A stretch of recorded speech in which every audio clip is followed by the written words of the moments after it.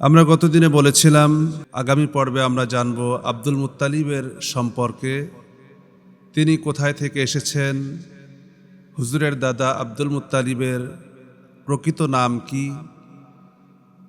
তার সন্তান কতজন, তিনি কিভাবে তার সন্তানদেরকে কোরবানি করেছিলেন এবং তার দোয়া কবুলের ইতিহাস ইত্যাদি বিষয় নিয়ে গুরুত্বপূর্ণ পয়েন্টগুলি নিয়ে আমরা আজকে কথা বলবো ইনশাআল্লাহ।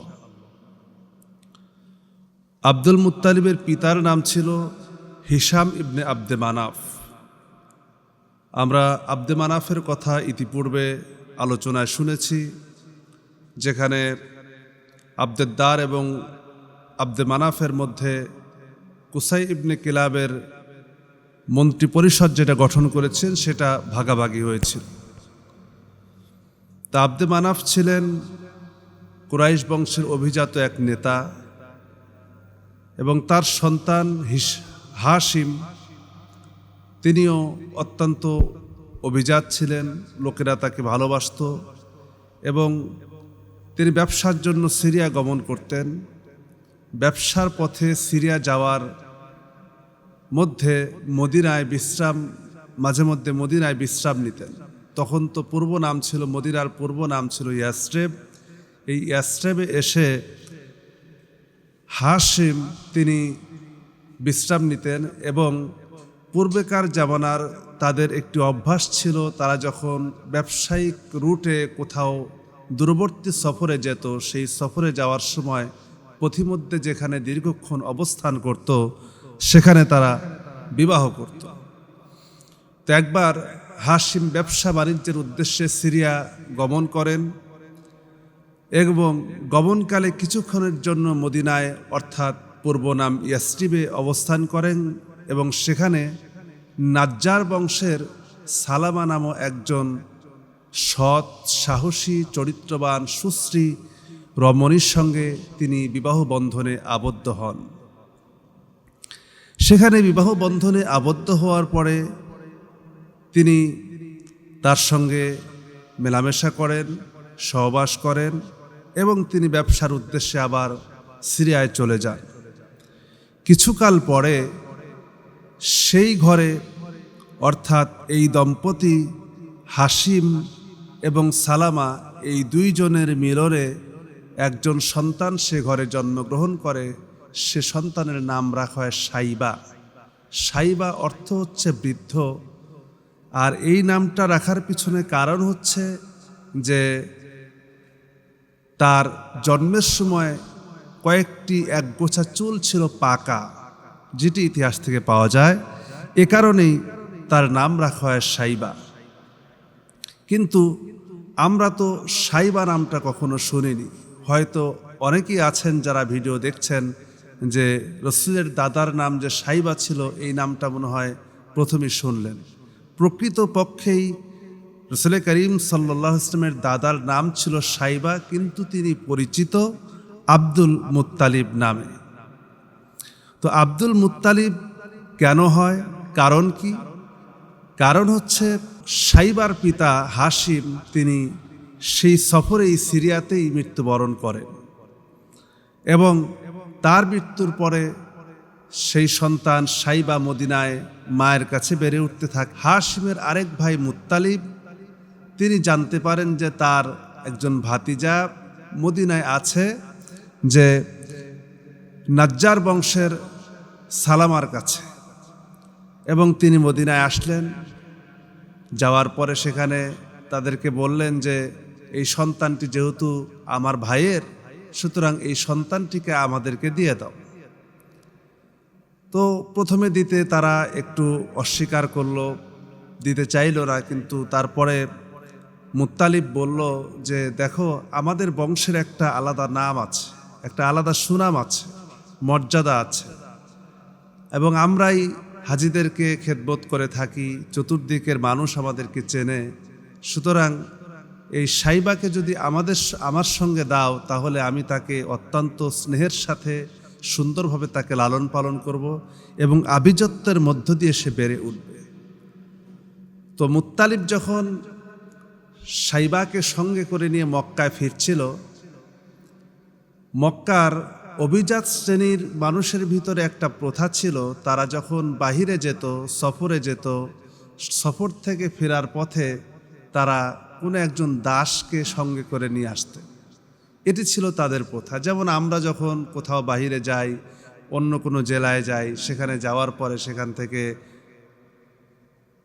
সেখানকার বিখ্যাত জিনিস আমরা নিয়ে আসি, এতে অনেকেই খুশি হন।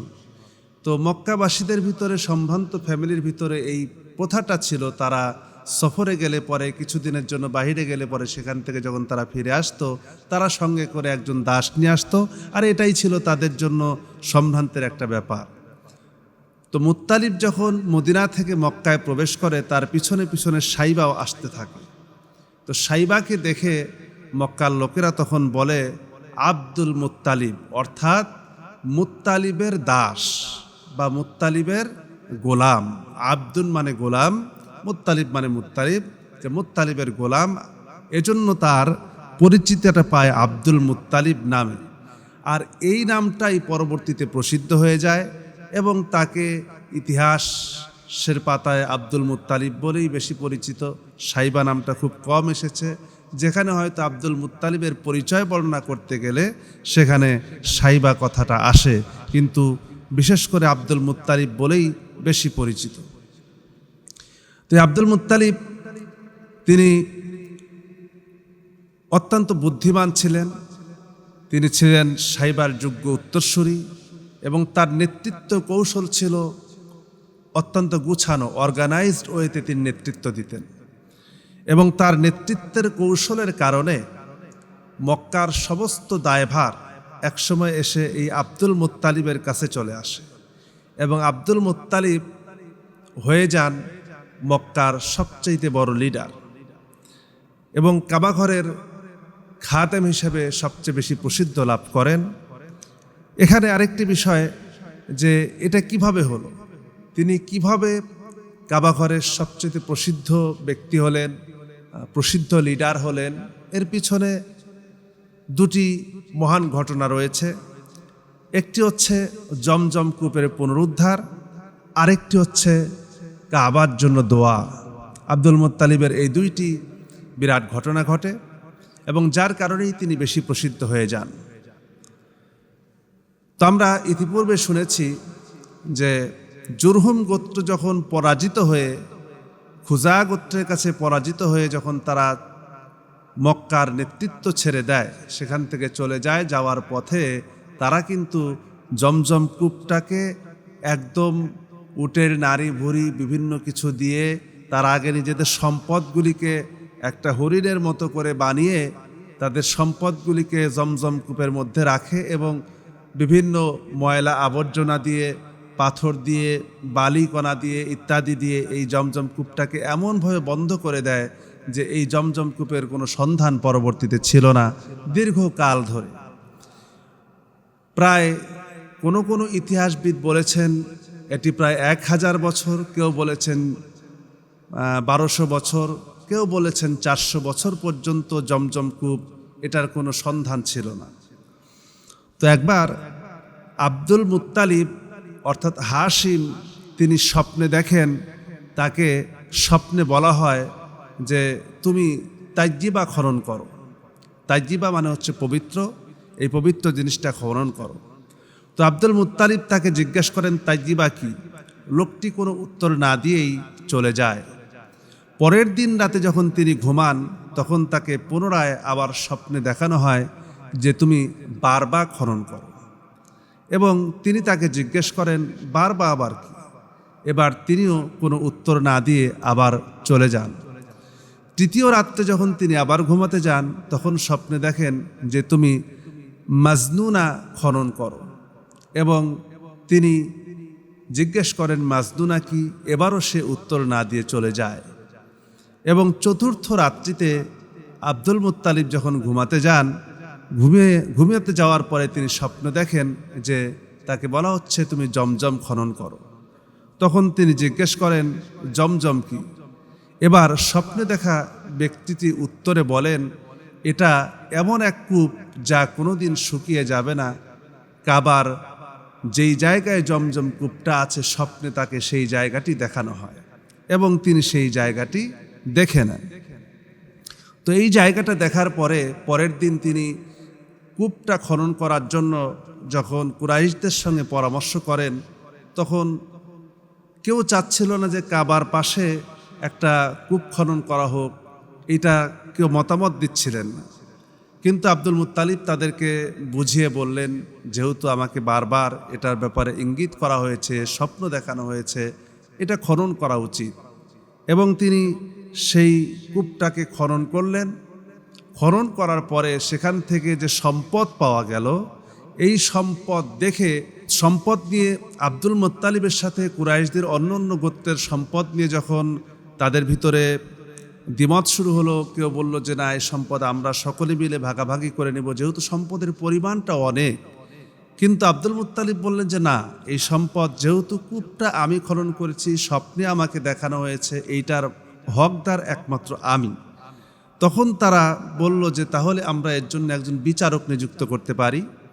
তো তারা বিচারক নিযুক্ত করার জন্য বনু সাদের হুয়াইম গণকের নিকট তারা বিষয়টি উপস্থাপন করে এবং সেই গণক তাদেরকে বলে যে তোমাদের জন্য সবচেয়ে উত্তম হবে যে তোমরা যদি বনু উমাইয়ার অমুক গোত্রের কাছে, সেখানে একজন গণক আছে, তার কাছে যাও, তার কাছে যে এ বিষয়টি উপস্থাপন করো, মীমাংসা চাও, তাহলে সে তোমাদেরকে মীমাংসা করে দেবে। আরবদের একটা অভ্যাস ছিল, তারা যখন কোনো কিছুর মীমাংসার জন্য প্রয়োজন পড়তো, কোথাও যাওয়ার প্রয়োজন পড়তো, কোনো কিছু করার প্রয়োজন পড়তো, তারা গণকের কাছে যেত এবং সেখান থেকে তারা মীমাংসা গ্রহণ করত। তো আব্দুল মুত্তালিবও তিনি তাদের কথা মেনে নিলেন, বললেন ঠিক আছে, আমরা সকলে মিলে যাই, তিনি যে ফায়সালা দেবেন আমরা সেভাবেই সম্পদকে বন্টন করব।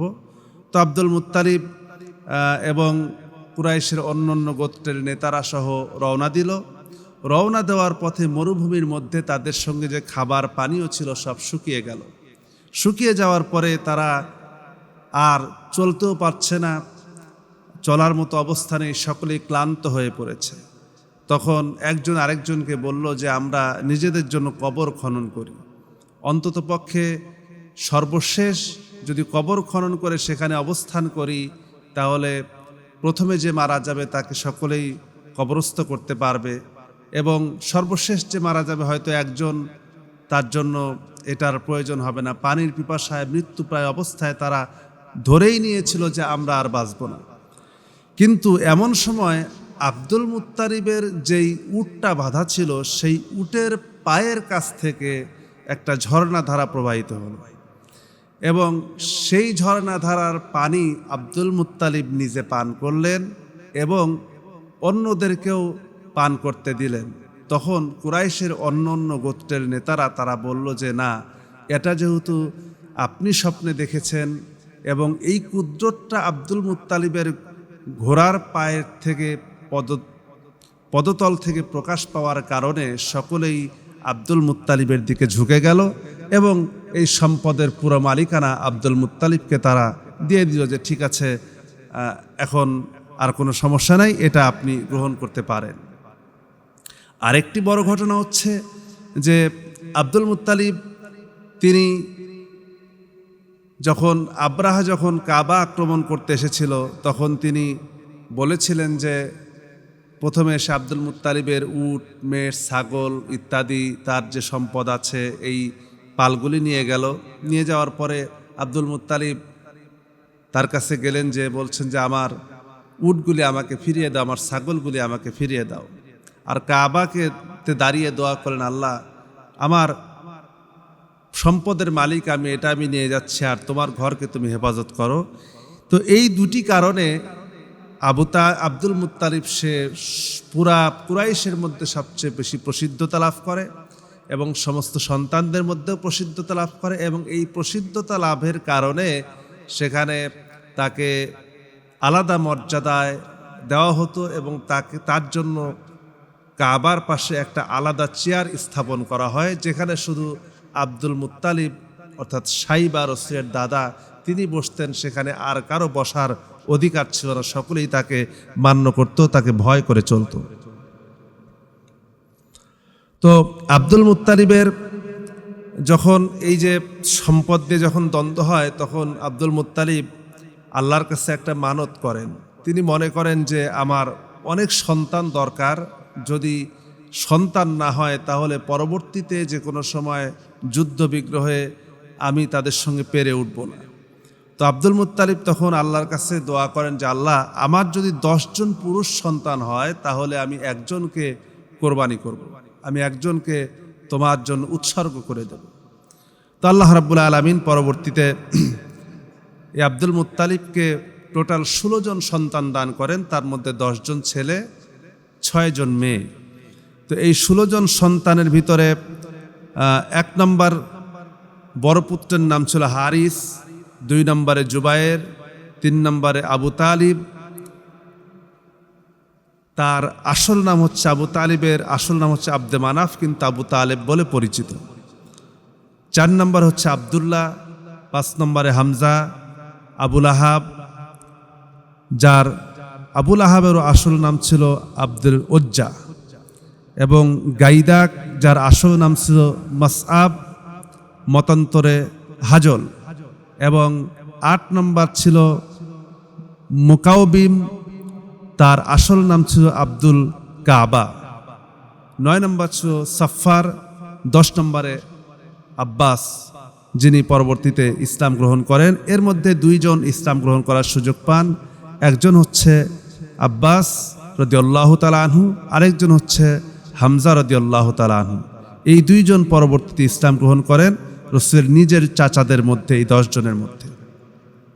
তো এই 10 জন সন্তান যখন হলো, এই 10 জন সন্তানের মধ্যে যেহেতু তিনি মানত করেছিলেন যে আমার 10 জন সন্তান হলে আমি একজনকে কোরবানি করব, তো এই 10 জন সন্তানের মধ্যে লটারি করা হয়। লটারি করে প্রায় 3 বার আবদুল্লাহর নাম আসে। আবদুল্লাহর নাম আসার পরে তাকে যখন তিনি কোরবানি করবেন এরকম মনস্থ করেন, পুরো প্রস্তুতি নিয়েছেন। এই প্রস্তুতি নেওয়ার পরে মক্কাবাসী তাকে এসে বাধা দেয় যে না, এর মধ্যে আবদুল্লাহ এতটা জনপ্রিয়তা, সকলের কাছে এতটা বেশি আপন হয়ে উঠেছে, তার আচার ব্যবহার, তার চলাফেরা, তার কথাবার্তা কারণে সকলেই তাকে ভালোবাসত, মহাব্বত করতো, সকলেই কোরবানি করতে বাধা দিল। তো এখন কি করা যায়? এই যে আবার তারা আরেকজন গণকের কাছে গেল এবং গণকের কাছে যে বলল যে আমরা এর পরিবর্তে কি করতে পারি। তখন গণক বলল যে তোমরা একটি জীবনের বিনিময়ে যদি কাউকে হত্যা করা হয়, তার বিনিময়ে তোমরা কি গ্রহণ করো, কেসাস কি গ্রহণ করো? তখন তারা বলল যে আমাদের সিস্টেম হচ্ছে, যে আমাদের আইন হচ্ছে, কেউ যদি কাউকে হত্যা করে, হত্যার বিনিময়ে তাকে জরিমানা হিসেবে 10টা উট দিতে হবে। তখন সে বলল যে ঠিক আছে, তাহলে একটা কাজ করো, তোমরা যে লটারি করো, যে 10টা উট একটা কাগজে লেখো আর এক জায়গায় আবদুল্লাহর নাম লেখো, যেটা উঠবে যদি তাতে না হয়, আবার যদি আবদুল্লাহর নাম আসে তাহলে আবার 10টা উট বাড়াও, যদি তারপরে আসে আবার 10টা বাড়াও। এরকম করে তারা এসে লটারি করা আরম্ভ করলো। করতে করতে করতে করতে 100টা উট যখন হয়েছে, তখন 100টা উটের নাম আসলো, আবদুল্লাহর নাম আসলো না। এতে আব্দুল মুত্তালিব অত্যন্ত খুশি হলেন। তিনি ভাবলেন যে সন্তান তো আমার বেঁচে গেল। তো তিনি তারপরও সন্দেহা দূর করার জন্য 3 বার আবার এটাকে লটারি করলেন, 100টা উট এবং আবদুল্লাহর নাম দিয়ে 3 বারই 100টা উট যখন আসলো, তখন তিনি 100টা উট কোরবানি করে দিলেন। এজন্য রাসূল করিম সাল্লাল্লাহু আলাইহি সাল্লাম বলতেন আনা যাবিহাতাইন, আমি 2 জাবিহের সন্তান। এটি কিন্তু বুখারীর বর্ণনা। রাসূল বলেছেন আনা যাবিহাতাইন, আমি হচ্ছে 2 জাবিহের সন্তান। এক জাবিহ হচ্ছেন হযরত ইসমাঈল আলাইহিস সালাতু ওয়াস সালাম। তিনিও ইব্রাহিম আলাইহিস সালাম তাই কোরবানি করার জন্য সমস্ত প্রস্তুতি কমপ্লিট করেছেন, কিন্তু আল্লাহ তাআলা তাকে হেফাজত করেছেন। আর এখানে আবদুল্লাহকে আব্দুল মুত্তালিব কোরবানি করতে চেয়েছিলেন এবং আল্লাহ তাআলা তাকে হেফাজত করেছেন। এবং আব্দুল মুত্তালিবের যে 6 জন কন্যা সন্তান ছিল, এই 6 জন কন্যা সন্তানের একজন হচ্ছেন সাফিয়া, একজন হচ্ছেন উম্মে হাকিম আল বাইদা, যিনি উসমান রাদিয়াল্লাহু তাআলা আনহু এর নানি, আরেকজন হচ্ছেন আতিকা, আরেকজন হচ্ছেন উমাইমা, যিনি জয়নব বিনতে জাহাশ রাদিয়াল্লাহু তাআলা আনহার মা, আরেকজন হচ্ছেন আরওয়া, আরেকজন হচ্ছেন বাররাহ। এই 6 জন, তার মধ্যে একজনের ব্যাপারে পাওয়া যায় যে তিনি ইসলাম গ্রহণ করেছেন, এটা শিওরিটি পাওয়া যায় ইতিহাস থেকে, হাদিস থেকে। তিনি হচ্ছেন সাফিয়া রাদিয়াল্লাহু তাআলা আনহা, রাসূলের ফুপু। এবং তিনি শুধু ইসলাম গ্রহণই করেন নাই, খায়বারের যুদ্ধে তিনি একজন মহিলা হয়ে, তিনিই প্রথম মহিলা যিনি একজন পুরুষকে হত্যা করেছেন খায়বারের যুদ্ধে, এবং তিনি এ কারণে প্রসিদ্ধতা লাভ করেন। আর আতিকা হুজুরের আরেক ফুপু, যিনি বদর যুদ্ধের আগে স্বপ্নে দেখেছিলেন যে এর ফলাফলটা কি হতে পারে, তিনি যা দেখেছিলেন সব পরবর্তীতে বদর যুদ্ধে তাই ঘটেছিল। এই ছিল আব্দুল মুত্তালিবের সন্তান সন্ততি। তো আমরা তার পরিবার সম্পর্কে জানলাম, তার পুত্রদের সম্পর্কে জানলাম। এরপরে আবদুল্লাহর সঙ্গে আমেনার বিবাহ। তো আবদুল্লাহ তিনি অত্যন্ত চরিত্রবান এবং নেক বান্দা ছিলেন, সকলেই তাকে মহব্বত করতেন, ভালোবাসতেন। ওয়ারাকা ইবনে নওফেল ছিলেন সে সময়ের প্রখ্যাত একজন ব্যক্তি, যিনি তাওরাতের জ্ঞান রাখতেন, ইনজিলের জ্ঞান রাখতেন, এবং তিনি প্রথম মুহাম্মদ সাল্লাল্লাহু আলাইহি ওয়াসাল্লামকে চিনতে পেরেছিলেন। সেটা আমরা পরবর্তীতে ওহী নাজিলের প্রেক্ষাপটে যখন আসবো তখন জানব। তো তার একজন বোন ছিল, তিনি আবদুল্লাহকে বিবাহ করার জন্য প্রস্তাব দেন, কিন্তু তিনি নাকচ করেন। পরবর্তীতে আমিনা বিনতে ওহাবের সঙ্গে আব্দুল মুত্তালিব নিজেই মদিনায় নিয়ে যে বিবাহের ব্যবস্থা করেন, সেখানে বিবাহ হয়ে যায়।